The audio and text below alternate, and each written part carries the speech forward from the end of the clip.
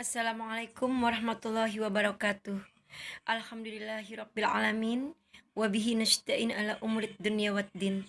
Assalatu wassalamu ala asrafil anbiya'i wal mursalin wa ala alihi wasahbihi ajmain. Hari ini saya akan menjelaskan tentang evaluasi kurikulum.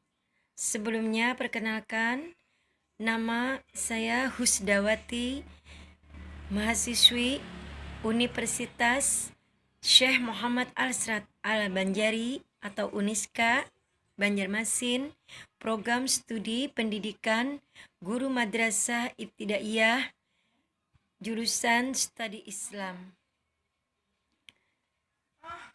Evaluasi kurikulum menurut definisinya adalah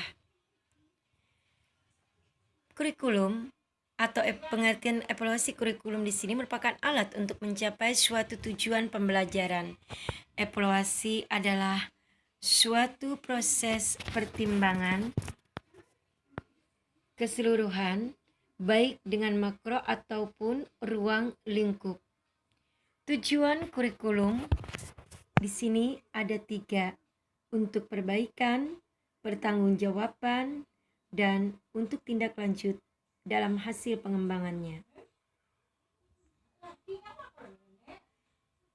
Kategori evaluasi kurikulum terbagi 3, yaitu kategori penilaian konteks, menentukan sebuah tujuan dengan kondisi dan di situasi di mana program itu akan dilaksanakan.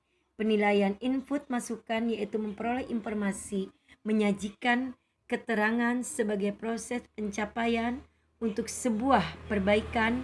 Dalam penilaian output, keluaran hasil menyatakan sebuah keberhasilan dalam suatu program dalam pembelajaran.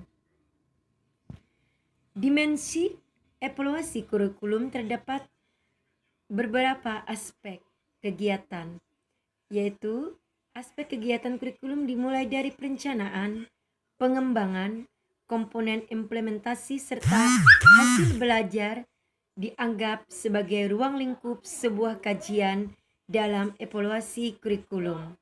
Evaluasi kurikulum mencakup beberapa dimensi, yaitu dimensi program ada 3 pembagian, yaitu tujuan, isi kurikulum, dan pedoman pelaksanaan.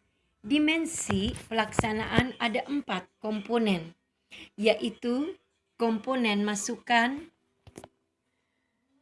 komponen proses, dan komponen keluaran, komponen dampak. Prinsip evaluasi kurikulum, yaitu tujuan evaluasi ini dimaksud untuk memeriksa ketercapaian dalam sebuah pendidikan, diwujudkan melalui kurikulum dalam indikator dan kinerja yang merupakan efektivitas sebuah program. Ada beberapa prinsip di sini, yaitu dalam pelaksanaan evaluasi. Yang pertama, keterpaduan harus memegang pada prinsip keselarasan antara tujuan pembelajaran dengan materi dan metode pembelajaran. Yang kedua, keterbatasan peserta didik, memperhatikan sebuah keterbatasan dalam peserta didik itu adalah suatu hal yang mutlak untuk seorang guru. Kemudian yang ketiga, koherensi sebuah pendidikan yang harus berkaitan satu sama lain dalam materi pembelajaran yang telah dipelajari sesuai dengan ranah kemampuan peserta didik tersebut. Kemudian, fungsi evaluasi kurikulum menurut 3 pendapat. Yang pertama, menurut Taylor, untuk memperbaiki kurikulum melalui hasil belajar evaluasi produk. Yang kedua, menurut Crombeck, untuk memperbaiki kurikulum dan memberi penghargaan. Dan yang ketiga, menurut Scriven, untuk mengurangi kekurangan-kekurangan yang ada, yaitu evaluasi formatif dan evaluasi sumatif.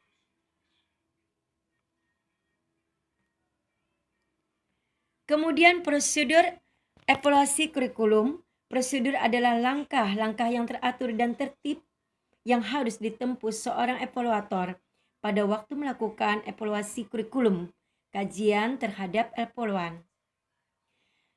Nah, yang pertama kajian terhadap evaluan tadi, yang kedua pengembangan proposal, dan yang ketiga pertemuan atau diskusi proposal dengan pengguna jasa evaluasi, yang keempat revisi proposal, yang kelima rekrutmen personalia, kemudian yang keenam pengurusan persyaratan administrasi, dan yang ketujuh pengorganisasian pelaksanaan, dan kedelapan analisis data, dan kesembilan penulisan pelaporan, kesepuluh pembahasan laporan dengan memakai jasa, dan yang kesebelas penulisan laporan akhir.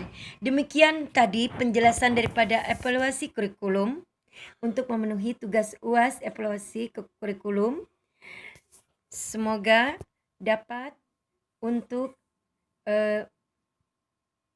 dalam penjelasan ini dapat untuk dimengerti. Terima kasih atas penjelasan dan kesempatannya untuk memberikan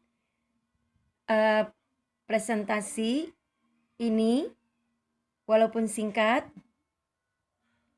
Dan terima kasih kepada Bapak Hafiz yang memberi kesempatan kepada saya dalam hal ini, dan mohon maaf yang sebesar-besarnya atas kekurangannya. Wabillahi taufiq wal hidayah. Wassalamualaikum warahmatullahi wabarakatuh.